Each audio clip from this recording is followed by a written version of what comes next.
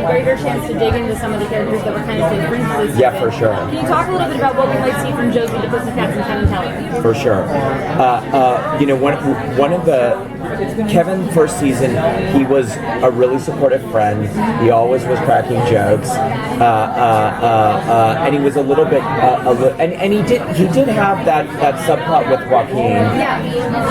But because Joaquin was sort of a double agent, you really didn't get into a deep romance with him. That's one of the things we want to do. Episode 3 of the second season is very focused on Kevin, and it really does, like with all our characters, we kind of explore the dark side of Kevin, and sort of the story is, what does Kevin do when he's not in that circle of friends, and is he doing something that is potentially dangerous? We were just talking about you, so we get to explore that a little bit. Casey actually, we all flew down yesterday, but Casey actually had to stay to film episode 3 because he's got so much of it. And Josie, listen, Ashley is a star. She's a star. And, because season 1 was focused on Jason Blossom and the murder, the Pussycats weren't that connected to Jason. Also, because Josie's such a driven character and she knows what she wants, which is music, it was like, oh my god, how can we tell music stories when we're trying to do this murder mystery? Now we have the room to do it. We're also gonna do something a little bit different, which is we're gonna weave Josie into the fabric of the show more. So, for instance, and I don't think anyone's talking about it, but I think the okay that we can talk about it, which is that Josie's going to be a river vixen. Yeah. And we just want her to be more of the gang. Yeah. That I would say, if I had one big regret from season 1, is that we didn't get to explore those secondary characters like Josie and Kevin. So, considering all the episode titles have been based on like thrillers in season 1, is episode 3 called Never Talk About Kevin? That's a really that is a title that is absolutely a title that we called it. What do we Watcher in the Woods? Which is like that old like Disney terrifying. Yeah. The remake. But we definitely talked about that, and there might even be a line in the script that says we need to talk about Kevin. I can't remember, but we talked about that terrifying movie. Yeah.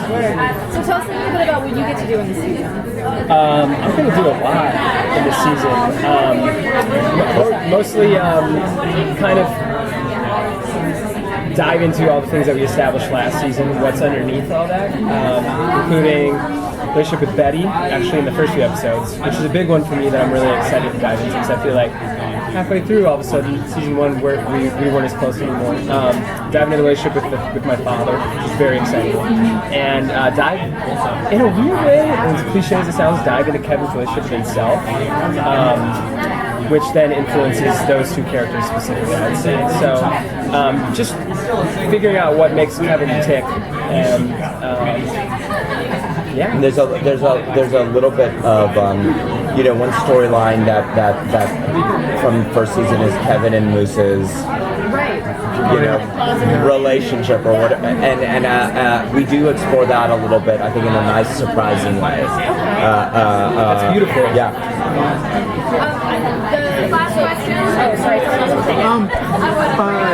Now that Jughead seemingly Southside Serpent, are we going to see more of Joaquin as It's a really good question. I mean, I think Joaquin got on that bus to San Junipero, and it's going to take a lot to bring him back to Riverdale. And it was to San Junipero, by the way. Oh, I caught that. Yeah, good.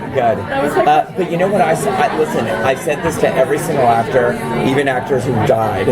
I mean, characters who've died. I was like, never say never in Riverdale, and there are always ghosts that come back to haunt them. So, is it possible Joaquin will come back? Yeah, anything's possible. It is kind of a beautiful button on that love, weird love that we had to kind of watch him go in the bus. And if he does come back, totally cool. But there is something kind of like people watching Teenage Dream on and figure it out and be like, oh, okay.